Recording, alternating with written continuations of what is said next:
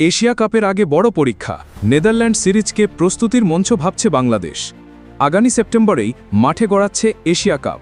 তার আগেই ৩০ আগস্ট থেকে শুরু হচ্ছে নেদারল্যান্ডসের বিপক্ষে টি-20 সিরিজ। এই সিরিজ হয়তো বড় কোনো টুর্নামেন্ট নয়, কিন্তু টাইগারদের জন্য এটা হবে এক প্রকার লাস্ট প্র্যাকটিস ম্যাচ, যেখানে ছোটখাটো ভুলেরও কোনো ক্ষমা নেই। কারণ খর্বশক্তির দল হলেও নেদারল্যান্ডসকে হালকাভাবে নেওয়ার সুযোগ নেই বাংলাদেশ দলের। হেরে গেলে সমালোচনার ঝড় বয়ে আসবে চারদিক থেকে।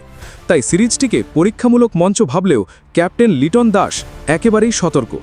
লিটনের ভাষায়, ইন্টারন্যাশনাল ক্রিকেটে ছোট দল বলে কিছু নেই, আমরা সবসময় জেতার জন্যই নামি।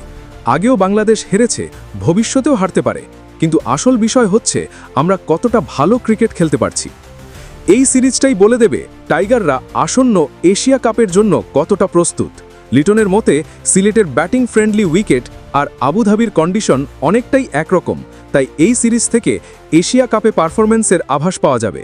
লিটন আরও যোগ করেন, ২০০-২৫০ রান করা অভ্যেসের ব্যাপার, আমরা যদি সেটা করতে পারি দারুণ হবে, আর না পারলেও চেষ্টা করব কিভাবে ধারাবাহিকভাবে ওই জায়গায় পৌঁছানো যায়। মানে এক কথায় নেদারল্যান্ড সিরিজটাই ঠিক করে দেবে এশিয়া কাপে টাইগাররা ভয়ঙ্কর রূপে নামবে নাকি আবারও হোঁচট খাবে।